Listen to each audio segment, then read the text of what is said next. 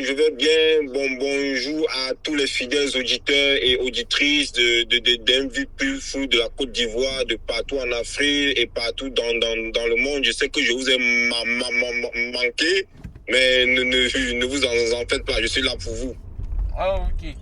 Donc, Romy, on voit Dylan Cossonnou, il a été transféré. Qu'est-ce que tu en penses du transfert? Bon, ce n'est pas un transfert, mais c'est un prêt en fait. Qu'est-ce que tu en penses? C'est très bonne question. C'est un prêt prêt ou transfert, c'est quelque chose que l'on attendait tous parce que si vous avez constaté sa trajectoire à Leverkusen la saison passée, il commence titulaire, il joue presque toute la saison, mais on constate que depuis la fin de saison, il n'est plus titulaire. Et même en finale de la Ligue Europa, il était carrément sur le banc. Ouais. Je pense que la demi-finale et la finale, il était carrément sur le banc avant d'entrer en jeu. Et même la finale de la Coupe d'Allemagne, il n'était pas titulaire. Ouais. Bon, on ne sait pas ce qui s'est passé vraiment. Est-ce que il y a eu des incompréhensions avec le coach? Parce que pour moi, c'était très brusque. On n'a pas vu ça venir. Bon, et il rebondit dans une belle équipe qui vient en force au championnat italien. L'Atalanta Bergame est quand même le vainqueur de la Ligue Europa la saison passée et qui joue la Ligue des Champions. Donc, c'est carrément deux clubs qui se valent en fait. Donc, si on parle en termes de comparaison, c'est deux clubs qui se valent. Ils partent dans un championnat qui met en valeur les défenseurs parce que vous connaissez le jeu italien, ce sont des jeux durs, ouais.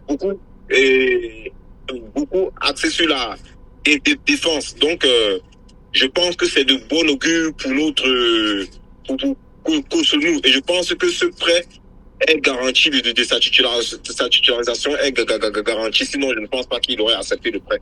Ok. Allô? Oui, j'avais une proposition. Je disais que il a accepté d'aller dans un club où il a assuré d'être titulaire. Par contre, il y a certains joueurs qui veulent rester toujours dans des grands clubs, même s'ils sont remplaçants, mais ils sont dans un grand club. Donc, ça montre la grandeur d'esprit de Dylan Cossonnou qui veut jouer, qui a faim. Et je pense que l'Atalanta Bergame, ça va être vraiment un grand club pour lui. Et je pense qu'on a un joueur qui est là-bas, il s'appelle Adopo, mais je ne sais pas s'il a été transféré, parce qu'il y avait des rumeurs de transfert.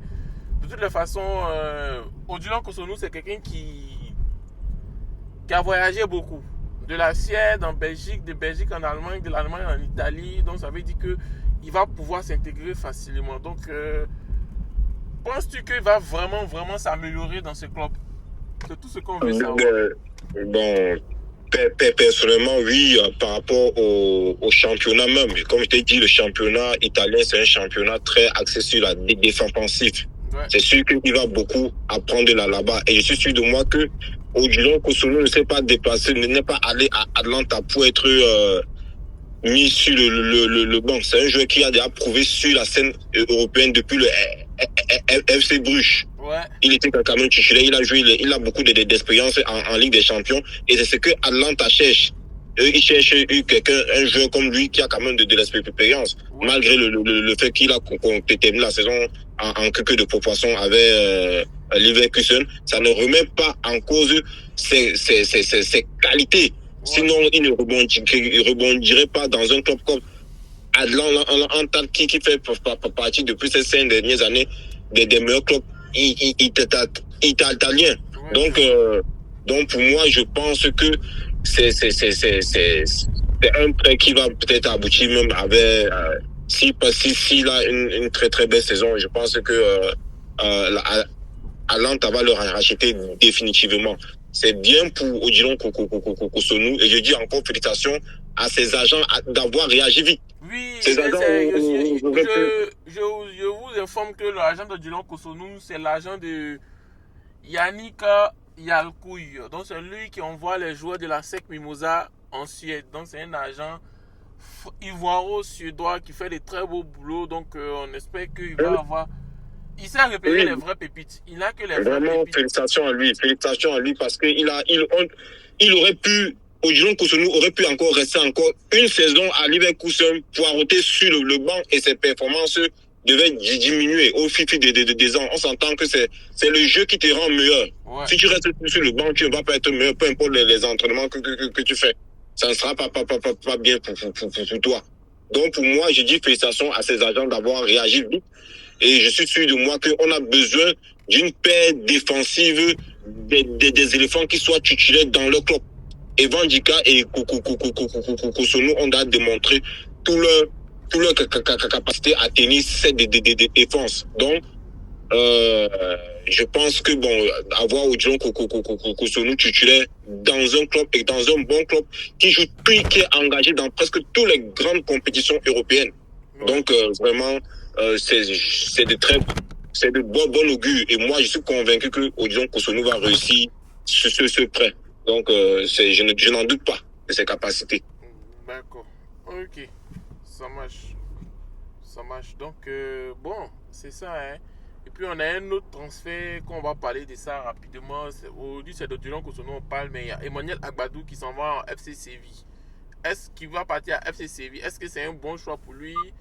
Est-ce qu'il ne devait pas rester au stade de Reims? Qu'est-ce que tu en penses? Non, au stade de Reims, il a tellement confirmé là-bas. Je pense que ça fait 2 ou 3 saisons qu'il est là-bas. Il est même grandement capitaine. Ça dépend. Donc, ça montre à quel point il était un joueur majeur de cette équipe-là.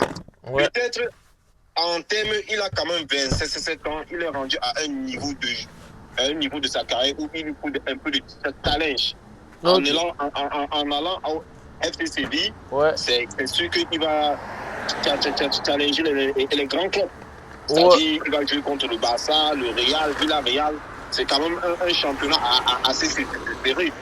Donc, comme j'ai dit, je reste content. Pour moi, à ce stade de sa carrière, c'est un bon choix, selon moi. Parce que à Reims, à 27 ans, je suppose que dans 3 ans, il voudra un chèque en Arabie Saoudite. Ouais, non, mais il est en train de... Il aura un chèque. En quittant de FC Séville, il peut avoir un bon chèque en Arabie Saoudite. Ouais. Mais c'est quand même bien ce transfert pour lui. Et je pense que c'est un cap qui va passer. Et on sait que c'est quelqu'un qui croit beaucoup en Dieu. Donc, c'est sûr que lui ne doit pas. Il doit secouer Jésus, lui. Jésus est derrière lui. On va dire ça comme ça avec lui. Ouais, c'est ça. En tout cas, c'est un challenge pour lui. Je vois qu'il est parti du plus bas. Lui, il va lentement, mais il va sûrement. C'est ça qui est bon avec Emmanuel Agbadou. De toutes les façons, quand son transfert va être définitif, on va vraiment parler de ça. Donc, chers amis, c'était un peu ça le débrief. Qu'est-ce que vous en pensez du transfert d'Odilon Kosonou? Va-t-il régresser ou va-t-il avancer? On remercie notre cher Romy de nous avoir donné son point de vue et écrivez vos points de vue en commentaire. Donc, merci et puis passez une agréable soirée.